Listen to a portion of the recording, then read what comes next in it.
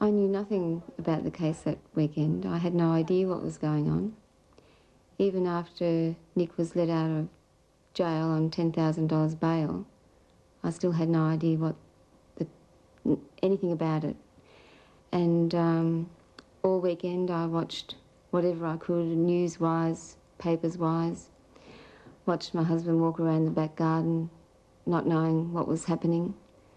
And really it wasn't until I left the house on Monday morning and I saw the news headlines plastered across the front of the news agency.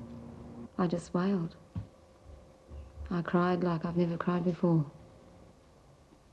Following the swoop on the doctors, the mass arrest of patients began at dawn on April Fool's Day and continued over the following fortnight. These were the largest raids in Australia's history and involved hundreds of police officers. Media coverage of these dawn raids was well orchestrated by the police, who even provided details in advance to journalists and camera crews. As a crime reporter, my job is to get stories that sell newspapers, and this was a good story. It had everything. The huge amounts of money that were involved, the sensational police raids, involvement of the medical profession, and any wrongdoing on their part is always seen as a good story. And it also had two other items. It appealed to the basic insecurity that many Australians feel towards minority groups, and they'll respond by buying papers. In this case, those two were the Greeks and what were perceived to be dole-bludgers. Although the police obtained search warrants when they arrested the doctors, they went ahead and raided the patients' homes without them, unlawfully seizing passports and bank books. No doubt the police were counting on these people being ignorant of their legal rights. What if I don't want to go? Then we'll put you in handcuffs and make you go. Now go and get changed. We argued a bit, and they took me, I can say they took me by force out. My wife didn't know what's going on, and the children didn't know what's going on. The children started to scream and cry, and my wife started crying and say, "Let my husband here," and so on. I didn't want to go to the car, and they forced me. They tell me if I don't go to the car, they will put me cuffs and they will take me home, and that's it.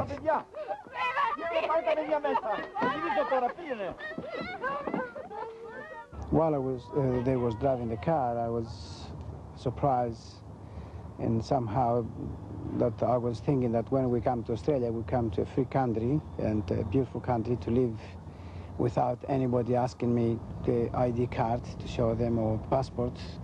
In Greece, if you go to from one town to another, the police will come to see you and ask you your ID card to see who you are. So this has never happened in Australia, and I was very happy to live in this beautiful country. But this wasn't true.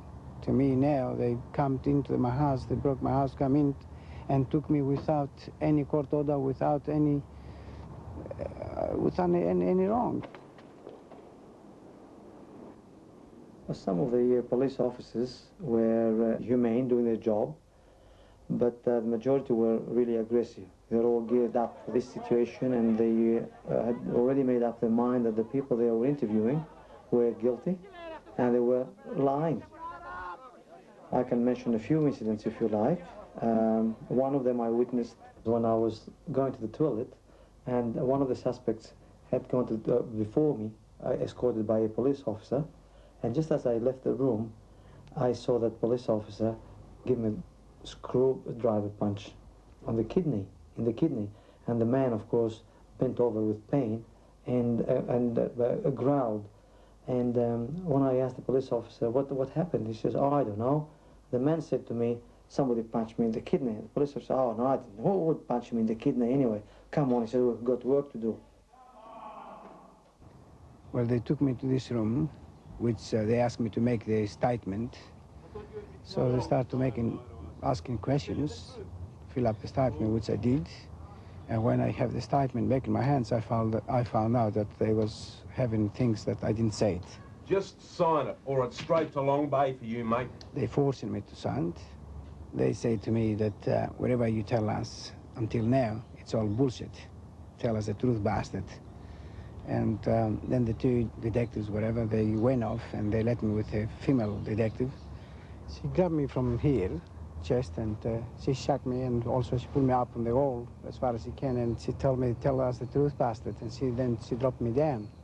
And as soon as she dropped me down, she grabbed me, pulled me up, and she hit me on the stomach and tell us the truth, bastard, as we're going to bash you up to death.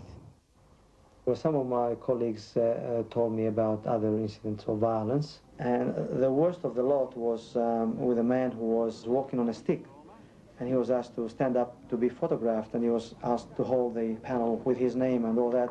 He said, I can't get rid of the stick because I have to be sitting down or holding the stick. I said, come on. Somebody kicked the stick away from him, and he crumbled down, and he started crying. And Detective Thomas was there. He came out and said, oh, come on, don't be so stupid. And another young police officer said, oh, sir, he's overacting. He can't get an Oscar for that. He's overacting. And they were all laughing, of course. And when the man, I went near him, I said, what's wrong? So he lifted his shirt and showed me a metal brace he was wearing because he had a very bad back injury.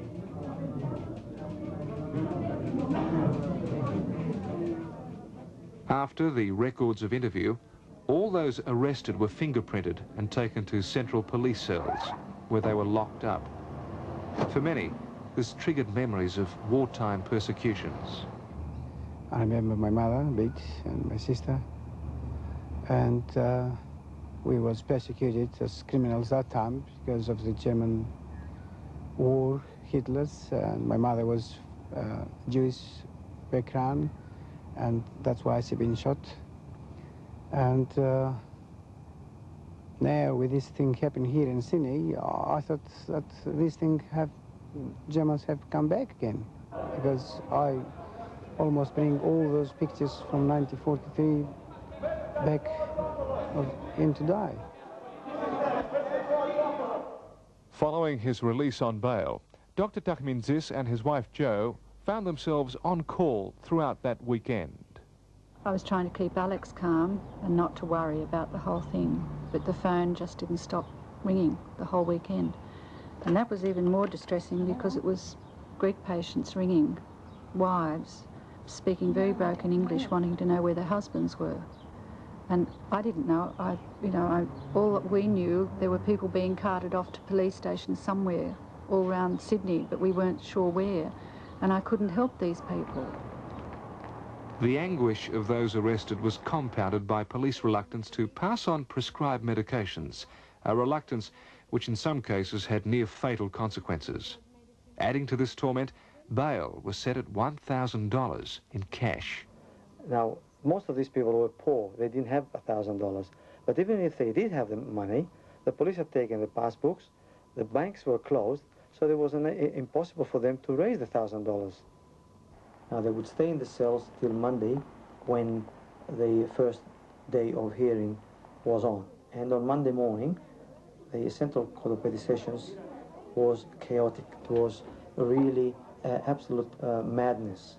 People running around, children crying, wives crying. They didn't know why the people were in the cell. People were shoved around. There was no room to move. So I went downstairs, down in the cells, and the situation there was terrible. The cells were overcrowded. All the suspects were kept with other people held on other offences. The situation in court was equally confused. Many lawyers had not met their clients before and had difficulty pronouncing their names. File numbers did not match the magistrate's list, and after a harrowing first day, the case was adjourned for 7 weeks. Despite the fiasco, the dramatic raids had produced a publicity triumph for Don Thomas. The media exploded with a deluge of stories which indelibly stamped public opinion with the belief that the Greek community was a breeding ground for criminals of the lowest order. As an exercise in police propaganda, Don's party had been a complete success. We've identified over 1,000 people involved in this conspiracy. So it'll drag on for a long time yet and still a lot of work to be done. It would seem that way, yes. When you say there's over 1,000 identified, will all be charged, all 1,000? Hopefully. Thomas's assertion that 1,000 people had been involved in this conspiracy from the Greek community caused mass hysteria in the Greek community. In fact, to this day, people believe that a mafia-style organisation existed, and they still question these ill people.